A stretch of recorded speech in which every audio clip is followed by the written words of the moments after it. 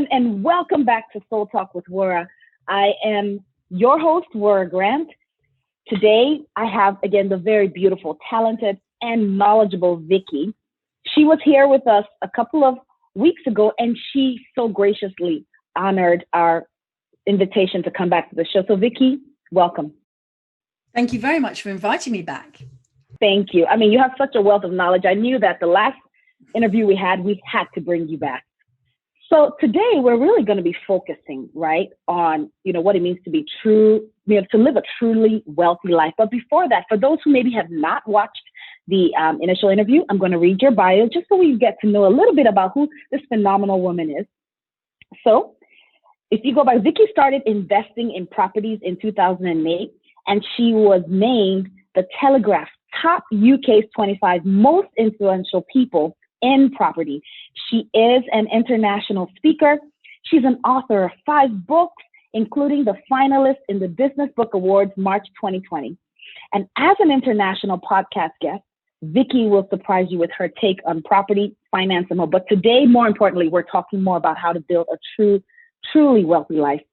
As you all can hear just from her bio, this woman is knowledgeable, she's successful, and she has built it through dedication and perseverance. Vicki, welcome again. Thank you. It makes me blush every time I hear that. That's lovely reading it out. Thank you. And it's what I love about bios is because, at times we don't celebrate ourselves enough. But when just reading through it, I'm like, you are accomplished. You've done so much, but as yourself, you're probably not thinking of all the things that you've accomplished. No, and it sort of, it really ties in really well with this idea of a wealthy life. It's how we think, and it's so easy to forget what you've achieved. It's also so easy to not recognize how much you already have. So, and that's sort of what we're going to be talking about this afternoon. Yeah. So what I will do is let's jump right in, right? So let's start with at the beginning. What does wealthy mean? Because we all have various definitions of what that word means. So what does that mean to you? Well, I think it's a very personal question for everyone. And I think it's really important that when you're having a conversation with someone, particularly if it's someone important in your life, like your partner, that you make sure that you're both thinking the same thing when you use words like that. So for me, if you think of it this way, rich is the sum of your bank account. Okay. So if you've got a large bank account, you're more rich. If you've got a small bank account, you're less rich. Wealthy is the sum of your life. Wealthy is more than money. Wealthy is even what you might have left if you don't count the money.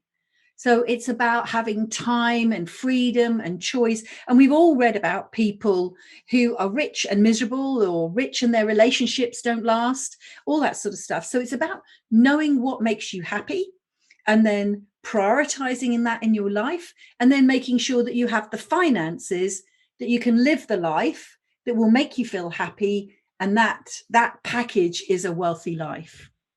I so totally agree with you, because I love how you broke it down. Rich is the financial piece, yeah, right? And that whole wealthy piece it's a whole new meaning. Thank you for providing that clarity. So before we get to the 4 habits, let's do one more piece of language. You talk about financial resilience. Can you explain that? Yeah, we would probably have covered this in the last conversation we had. Financial resilience for me is really a word that's come out of like the last situation that we've been in over the last year, 18 months. So many people realized just how financially vulnerable that they were. So financial resilience is the complete opposite to financial vulnerability. And so the first thing to be financially resilient is you need to know how much money you need. And this is just to cover your basic costs. We're not talking about all the luxuries. We're not talking about having your nails done and your hair done and getting a new dress or a new car or a new holiday. This is straightforward. How much money do you need in order to cover your basic costs? And if you know that number and you can know that you can generate that amount of money, then that's going to give you some level of confidence. If you go one step further so that you actually have 6 months of your basic savings in a bank account, you're then going to be in a position where no matter what happens, you know you can pay the bills for the next 6 months. And just imagine if you wound yourself back to the beginning of all this awful pandemic that we found ourselves faced with last year, if you were in that position and you knew that you had the money there in your bank account. Now, that does mean for some people, they're going, oh, well, I don't have that amount of money, therefore I must be vulnerable. No, what it means is you don't have that money at the moment because maybe you don't know how much you need. You're not paying attention to your spending, but you can get there so quickly. You will be amazed how quickly you can get to this position when you put your mind to it. Awesome. Can you hear me? Yeah. Okay. Good. Okay. So with what you've just said, I cannot wait any longer for you to just go into the 4 habits of what it truly means to be wealthy. So, I know you wrote a book called The Wealthy Retirement Plan, a revolutionary guide, let me get that word, a revolutionary guide to living the life you want. How did that come about? Okay, so I think this really was sort of the culmination of years of working with clients. So I started off teaching people how to invest in property. Now, one of the things about investing in property is that you're actually taking on more debt and then handing over a wad of your cash as well. So you're almost like double negative, really. So you have to make sure that your property asset is actually going to, first of all, generate money, and then second, generate enough money that it's worth the risk. And I started to realize just how bad people were with numbers. And the more that I questioned them over the last 14 years, the more I realized that some of my clients were looking to invest in property. And that's the point where to successfully or to succeed in property investment, you have to manage it as a business and therefore know your numbers. But they just weren't on top of their own personal finances. They'd got, credit cards incurring interest. They just didn't know how much they spent on a monthly basis. They didn't know whether they were even financially resilient. Not that I'd invented that concept for myself then. So, of course, I used to be a university lecturer, out came the teacher, and then I started producing resources and asking questions and really got into a stage where if you'd come to me back in the day and said, Vicki, I want to invest in property, the first thing I would have done with you is say, right, okay, I'd like you to fill out this spreadsheet about your personal finances because I want to know that you manage them before we start talking about how you manage anything else. And so from that point of financial education, I got to the point where through sharing my knowledge, and really, you know what it is? It's my love of maths. I don't love money. I love maths. Money's nice. Money's a tool. I don't have any emotion attached to it, but I love maths and what maths can show you and how maths can guide you in business. So once I started sharing that, I realized that I could show my clients how they could feel more confident by understanding their financial position. And then once they felt confident about the numbers, then help them to invest, knowing that they would be successful because they knew how to manage their personal finances. And so I could also show them how to manage essentially their business finances. Wow. And so the 4 habits came out of the calls and the work you've done with your clients, right? And which has basically resulted in the book, right? Yeah.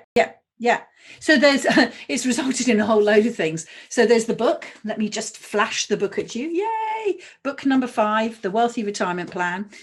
So there's not only that, but in the book, I start talking about the wealthy principles. So these are the habits, but I talk about the principles in the book. And I also talk about how to think about your time in a different way. And then I went, well, why don't I actually create some sort of online audit that people could see how they were performing against the principles, and how they were performing against the principles would then highlight where they needed to focus their activity. So there's an online audit that your listeners are free to take. Happily share those links with you later. And then what's come out of that is a workbook. So now there is a workbook called The 4 Habits of a Truly Wealthy Life, where I've taken the principles and I've scrunched them up and I've made them into actions that you can take, actions that you can start to apply. You can start working through 1, 2, 3, 4. And as you've worked through them, you will just become stronger and more confident about your numbers, and closer and closer to a wealthy life, and recognizing that you have one. Awesome. So can you just take us through what those 4, habits would be? Yeah. Okay. So let's start on that. So the 4 habits, first of all, just before we even go into them, I want you to know that they're going to have a really profound impact on how you view the role of money in your life. So I mentioned earlier that I don't love money. I recognize money as a tool. And what's going to happen as you work through these habits, your relationship with money is going to change. And that might mean that you stop spending on some things. It might mean that you start spending differently on other things. But you know what, more importantly, this does is it starts to educate you so you can share this with your partner, with your family. And please, please, let's start sharing this with our children. Okay. So number 1, and I sort of alluded to this right at the beginning when I was talking about wealthy. What does wealthy mean to you? So the first habit is know why. In all parts of your life, know why, the clarity principle. So be clear on why you're doing something, anything in your life, and what purpose it serves. Why do you go to work? Why do you spend that money? Why are you in this relationship? All sorts of things. Why? And when you start to ask these questions and narrow it down into sort of a financial, business, and employment perspective, you can start to make your behavior conscious. And so the goal of this habit is to make conscious your behavior. So you don't spend without thinking about it. You don't go to work without thinking about it. You know what you're up to. So there are 4 questions here. And if you're taking notes while you listen to this, maybe you can get to pause the recording, I don't know. But also, if you go to the link and you get the 4 habits, they'll be contained in there. So don't think that you're going to miss anything. So first off, question 1, why do you run this business, or why do you do the job that you do? And that's actually really quite a deep question. So take some time to mull over it. And the second question is, why do you spend this money on that? Why do you spend the money that you spend on the things that you do? And actually, when you really are truthful about that question, you'll find that sometimes the things that you are buying are filling holes. So an example of this might be a parent buying a toy for a child to make the child happy. But in actual fact, the thing that might really make that child happy is spending time with you as a parent. But because you're at work, you feel guilty. So you buy them something on the way home and they get the toy, or you go into the shops and they get some sweeties. Really, what you're doing is you're compensating for the fact that you're not spending time with your child. Maybe, and this is a big, huge extrapolation, if you didn't spend that money on the sweetie or the toy that they didn't need, you wouldn't have to work as hard as you did. You could spend some more time with them. And therefore, when you start to think differently, you might think about how you work, what you spend, and end up spending more time with your children if that's what you choose. Third question, why do you have such a good relationship with money? Now, that's quite a tricky one, because if you don't feel like you have, then that will set your head spinning. So why do I have a good relationship with money? And then the last question, why do I avoid managing my personal finances? And I sort of saved the meaty one for last, because that will really get you digging into your soul. And that can bring up historical things. I wasn't good at maths, or my family never had any money, or conversely, my family struggled for money and therefore I feel like I have to hold on to it, or my parents had the belief that money would always come, and so I'm much more casual about it. So really the point here is you want less stress in your life. We all want less stress in our lives. And what we want to do is we want to replace it with something else. And what we maybe want to replace our stress with is calm. For others, it might be the word control or happiness. It might be freedom or choice. And if you start to get clear about what's important in your life by answering these questions, why do you do what you do? Why do you spend what you spend? What's your relationship with money like? And why are you avoiding actually paying attention to it?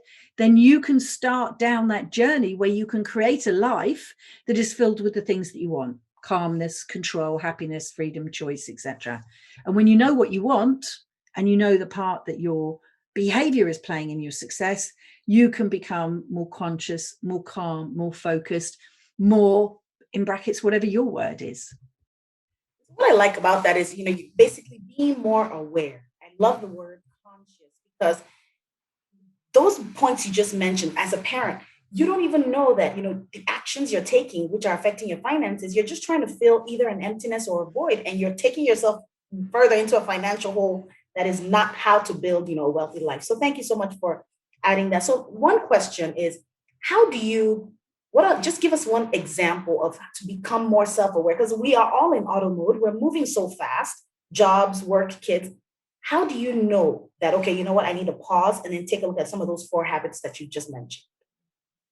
I think what you've got to do is you've just got to make time for it. I think probably what happens more than anything is it's one of 2 routes. You either become so stressed that you burn out, and at the point of burnout, you have to do something different for your health, mental or physical, because otherwise it's all going to go out the window. It could even be a relationship crisis. So you're forced into doing something, or it can be the other way around where just, something, I believe in the messages that we get, right? So the messages peck. And all of a sudden one day something happens and you see something on the TV or in somebody else's life and it gets through to you and it goes, goodness, I've been following this path, and actually the destination that this is going to take me to is not where I want to go. I really want to go over there. So I'm going to have to change path. So you're either forced into it or you take a proactive role. Wonderful. So can you just break down a little bit of habit 2 for us, which is basically having that deep understanding? Yeah. So started off gently. Honestly, that was gently with number 1, getting you to do thinking exercises. This one, we're sort of really delving into the money side of things. Okay. So habit 2 is understand enough. And this is a control principle. Now, enough is the word that I use here to mean that you have enough in a positive way. But we often use the word enough to imply lack. So for me, enough is about balance. When you have enough, you don't have too much, you don't have too little, you have just the right amount. And if you could start to think about your finances, the basic finances, and I think I mentioned this earlier on, it's not about having your nails done, your hair done, buying this, that, or other, loads of presents for the kids or a car or a holiday. It's about the simple things in life. If you had the simple things in life, actually you'd have enough. We're just trained in the Western world to want stuff. Now, I've been very privileged to travel all over the world, from Sri Lanka and the Maldives and loads of spaces out in sort of the Far East, and some of my travels in Mexico and the States. And I've seen the way that people live. And you know what? There are people out there who have so little, I mean, literally no shoes on their feet and the biggest smiles on their faces. And you can look around our world and they've got everything. They've got the car, they've got the house, they've got the watch, the pointy shoes, the stripy shirt, whatever it is. And they are miserable, right? And this is where I started to think about, well, maybe it's enough. If you've got a roof over your head and you feel safe and you've got food in your belly and you feel warm or cool or whatever it is you need to feel, maybe you have enough. That doesn't mean to say you can't have more than enough or much more than enough. But if you can start to appreciate that you actually have enough, then maybe the smile will come on your face. And then when you start to do that, you think differently.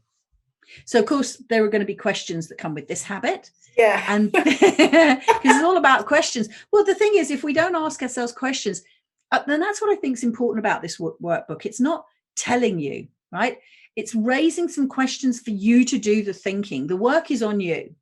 You answer the questions, you come up with the answers yourself. Of course, I'd be delighted to help you in any way that I can, but you've got to ask yourself the questions. I can't tell you, do this, do this, do this, do this, because if it's not attached to anything, it's like everything else. We all know what we should do to go on a diet. We all know what we should do to be fit. Yeah, we all know what we should do to raise the children, but your kids still have a temper tantrum. There's all sorts of things we know we should do, but we don't do them if they're not a priority for us. And so by asking the questions, it, I hope, spins it round so it becomes a priority. And you bring up a very good point, because, just being someone who's lived in a different country and see how life is over there, and then living here where you have all the excesses, one thing I have noticed is true joy is not associated to things, having property. Because listen, I have driven fantastic cars. I drive one now and I love my car, but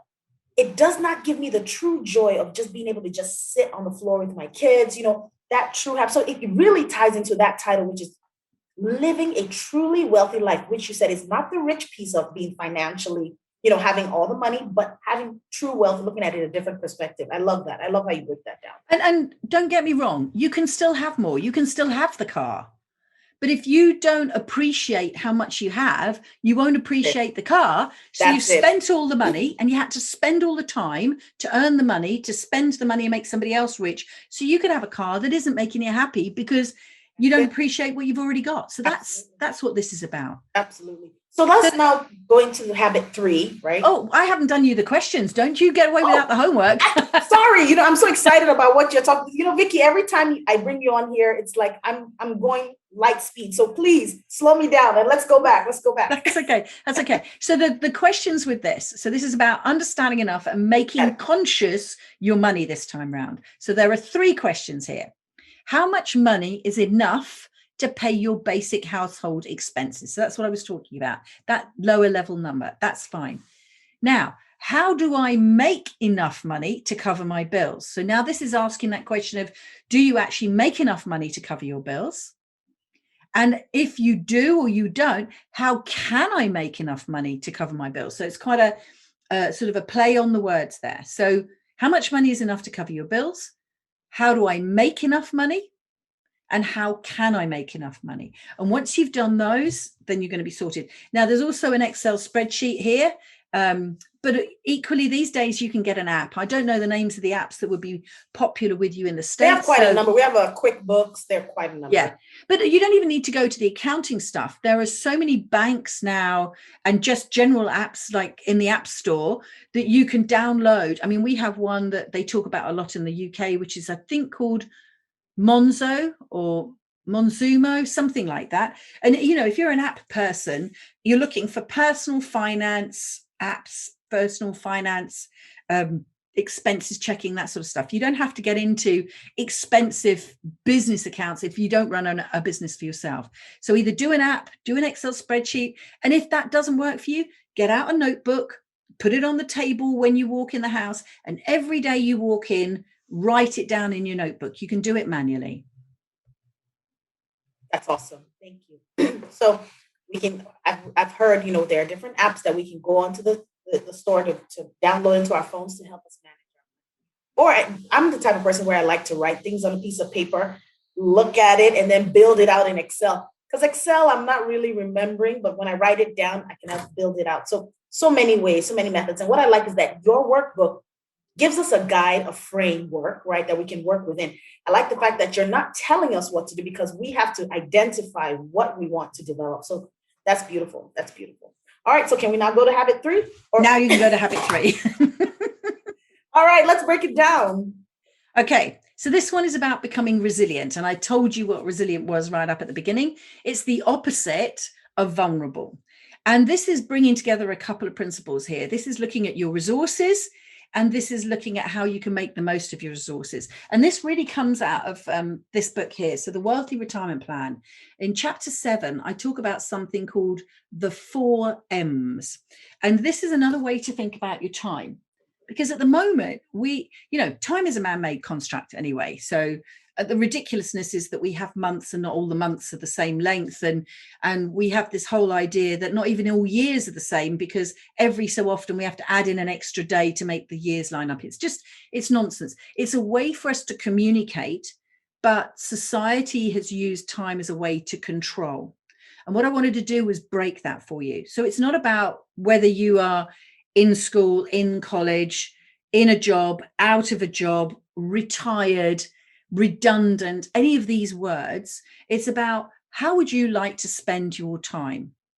Okay. So if you think that being wealthy means to live a life of your choosing, knowing that you have more than enough money and more than enough time to do what you care about with those that matter most to you, Why can't we just use a different set of words to just shift the way we think about time? So the 4 words are means, memories, mission, and multi-generational.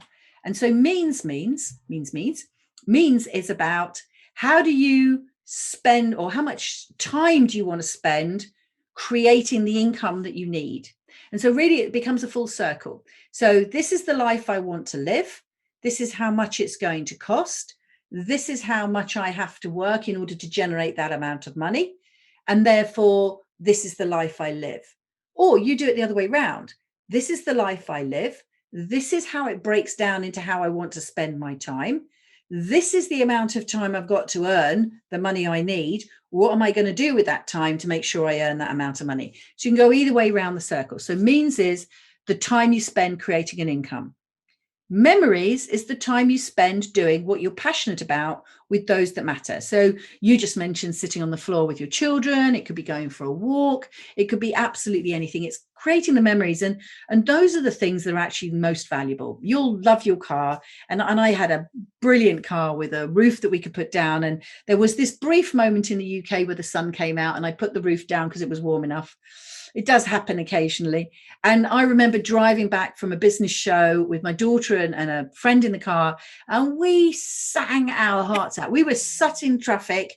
It was a dreadful, and traffic mostly makes people grumpy. And we sang all the way back. It wasn't the car that remembers. It's the memory that I shared with my daughter and my friend, and the music and the smiles on our face. And still now, it's the memory that evokes the feeling. So memories are really important. And then mission. Okay. So mission is the thing that you are passionate about. It might be the time that you spend helping others by sharing your knowledge or your experience. It might be just something that you really want to achieve. So this is your quite intense time. So memories are very soft and you're spending it with others. You're looking outside. Mission is where you're making a difference with your life and your time, hopefully to other people. And then multi-generational. And I have this one, and I think this is the teacher in me still.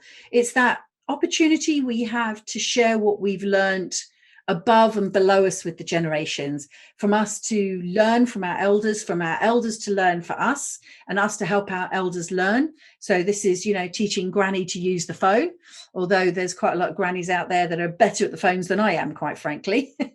And then it's going down the other way. It's us as parents sharing our understanding with our children, but our children sharing back with us. So means is about making money, memories, making memories, mission, doing something with your life to help others. And multi-generational is this idea that knowledge is fluid and that we can share it up and down, and it multiplies and can be leveraged. And I love that idea. So all of this is about becoming resilient, because if you understand how you want to spend your time and what's important to you, you can then create a budget for how much that life will cost, and then work out how you're going to earn that money. Now, if the life that you create is very expensive and it needs a lot of money, and that means you've got to work a lot of time, then you're bringing yourself back to the question of, okay, so what's more important? That I spend more time earning more money, but I can't do all the things that I want? Or actually, are the things that I want to do more important than earning millions? And I just feel that we're at a point now where we can ask ourselves questions like this. We don't have to do what we've always done. We can work differently. We learned that last year. We can behave differently. I don't know if you did it in the States, but we came out every Thursday night to clap and support the people who took care of us, didn't we? Wow. And that evoked both community spirit. You were chatting with your neighbors, things that we've never done because we were on this merry-go-round. Correct. That someone told us, oh, get on the merry-go-round. That's where life is. Get on the merry-go-round. Go around as fast as you can. You'll have a wonderful time. And actually, it's just making people sick. And now's the time to get off the merry-go-round and go, oh, it's okay. If you want to be there, great. I'm really happy for you. I'm going to go for a walk now. I don't want that dizzy life. And you touched on something that the pandemic was a time where all of us really, I really realized that I became very resilient. I didn't think that there were some things that I could withstand. The pandemic taught me that I can do a lot with less. It taught me that I actually have more patience than I thought I did, because I became a teacher to my third grader, a nanny to my little son. And so, when you mention resilience is that, to my definition, we all learned it and we became it in 2020. So I think that's pretty impactful. Yeah, very definitely. Awesome. So should we move on to the next half? I'm going to start asking you now. Can we move on? Yes, you can. Yes, you can. Let's go. So this is the last one. It's about creating legacies, really. So this is the last principle. And this is the idea that, the nirvana, the ultimate of a wealthy life, it is possible, and it's definitely achievable for anyone willing to restructure their relationship with money. And I think that's the first thing, and then move on and restructure your relationship with time. Once you know that you've reached a stage where you have enough, that financial resilience, you have enough money to cover this month, and then gradually, you build up your reserves so you have enough money for 6 months. You've got enough, you've got more than enough. And if you want to, you can go on and have much more than enough. That's absolutely fine. The legacies start to come in is when you know you're all right, what are you going to do to help someone else? Whether you're moved by homelessness, whether you're moved by the struggles that young people face, and not just because of the pandemic, but, young people for years have been, in more recent times, faced with the most awful things online, that we adults created this online world and never conceived of how it could be twisted and damage our children. Absolutely. Yeah. From whether it's sexual predators out there on the internet to, quite frankly, online bullying. I mean, I was bullied verbally, but the advantage for me when I was a kid was when I went home to my mum and dad, that all stopped. We didn't have mobile phones. I didn't have people bullying me 24/7. It just happened at school, and then I was all right. So I could go off at the weekends, made new friends. We just have that revolving circle now. These kids, when they get into this and how they're tricked into all sorts of stuff.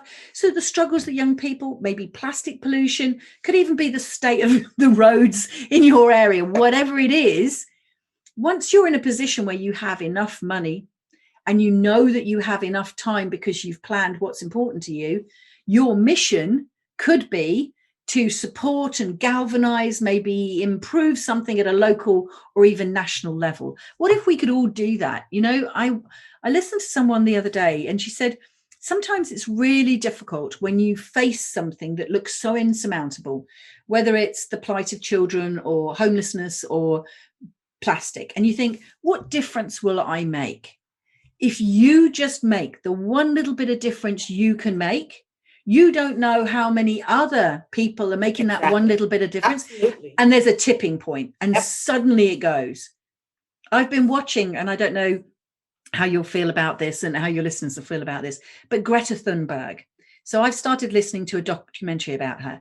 Do you know she's a 15-year-old girl who had autism? Yes, I've heard about her. Yes. She's been in the news. 15-year-old girl with autism. Surely that's enough to deal with. And being a teenager is enough to deal with.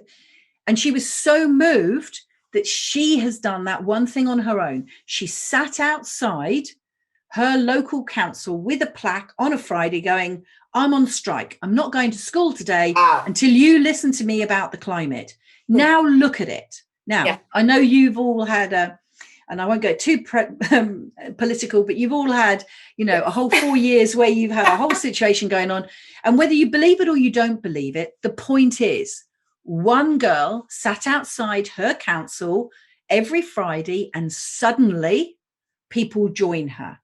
And then more people join her, and more people have joined her. And she is literally a global movement. You don't know whether not taking that plastic bag or giving that money to that homeless person or taking that time to speak to that young person could be the equivalent of you sitting outside the council, and it could be the start of a movement. So you have so much time, and you will, when you follow these habits, recognize that actually you have so much money that you can turn your skills into a powerful lever for good. And so I've got one last set of questions to ask you. Where will your passions, your skills, your experience, and your financial resilience lead you? If you accept this, where could it lead you? Question 2, what difference will you now be able to make in the world because you understand what's enough and you've become financially resilient? Remember, if you go through the exercises at this point, you'll be there. So what difference will you now be able to make in the world because of the change in your relationship to money? How will you be remembered? How would you like to be remembered? You know, I love that.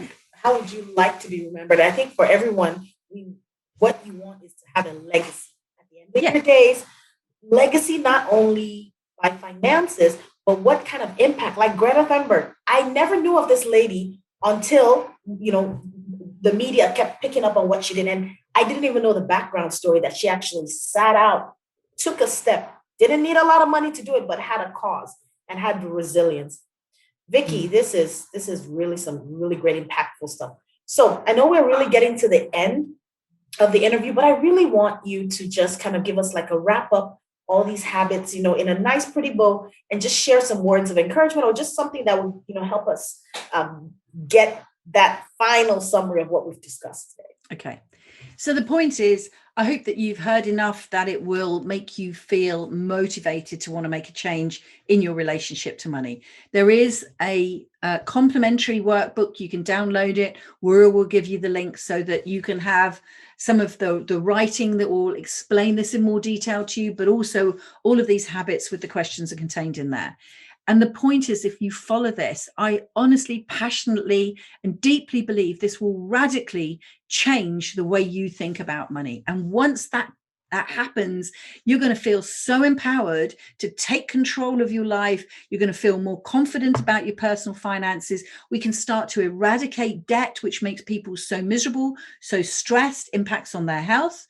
And once you start to do that for yourself, you can take those skills and you can share it with your friends and your family and your children. You can take it and you can share it into your work life.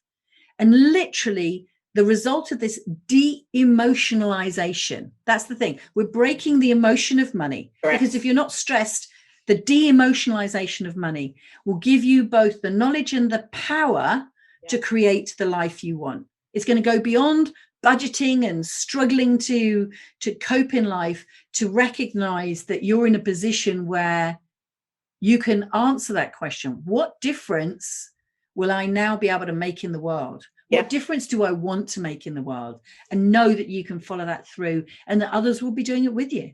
Yeah. I love that word, de-emotionalization. Yeah. I think I made that up. No, but it's so powerful because, we never tie emotions to finances. And I strongly believe that there's such a strong correlation because your emotion or how you feel results on how you take your finances or plan your finances out. So Vicki, that is your word. We need to create a t-shirt, patent it, and say de-emotionalize money. Yes. I love it. I love this idea of t-shirts. There's a whole t-shirt. Let's do it. It's going to be a product line. Just give me a credit me and say, Hannah told me that. Well, Vicki, it has been phenomenal. Again, thank you for, taking this second step to come and talk to us on Soul Talk. Please, please, please, my listeners, viewers, definitely go out there and get her book, get that workbook, because just like she stated, there's so many things that she has built into that. And how long did it take you to do the workbook or write the book? Well, you see, you can see how much I can talk. Okay. So I'm quite prolific when it comes to writing or speaking or anything like that. But I think it's more about the thinking that's gone into this. So, I mean, it's like a decade of thinking that's gone into it. Just finally put it together. To put it together is like a couple of days' work, but it's the thinking and the conversations that I've had. I mean, thousands of conversations I've had with people, and we could do another whole talk on case studies of all the people that, from all different walks of life. And I think that's the thing to remember here, right? However you see yourself and however you want to describe yourself, as whether you're poor or you're middle class or you're rich or you're whatever, they're just labels. Okay. I speak to people from all of these labels, all of these works of life, and I can tell you behind the smoke screen that they present, they are all in every family household worrying about money at some level or other.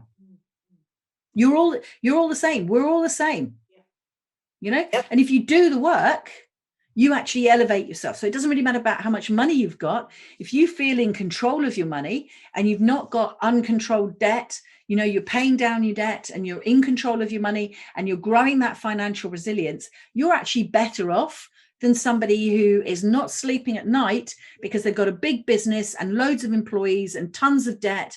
And we see how many of these businesses are going under. Yeah, absolutely. Not only is it affecting the businesses, your personal life is affected, your health is affected. You know, Yeah. Heart attack. And what I'm realizing now is younger people are getting heart attacks. Younger people are getting more stressed, and some of these stresses are related to financial. So, Vicki, thank you My pleasure. My pleasure. so And much. thank you so much for inviting me back and giving me this an opportunity to share. So I guess you'll be able to share the links to both this and in this workbook, you'll then find the links to the books, to my social media and all of that stuff. It's all in the workbook. We'll do that. And so let me ask you this before we go. When are you coming to the States to visit us? Oh, goodness me. I have no idea. I've been to the States before. I'd love to come back. The issue we've got here is we're on, we're off. We will open the barriers. Well, yeah, barriers. everywhere We won't. Like that. Yeah. So I think it's a case of once we know we're allowed to and it's safe, then you're on our list to come back to the States. Well, you have my number, you have my email. Please let me know when you're in the States and we can definitely hang out, because it'd be good to have that one-on-one. Yeah, that would be really, that would be a lot of fun. I think there would be some mischief there. Absolutely. For sure. Vicki, thank you so much. And until next time, we'll talk soon. Thank you.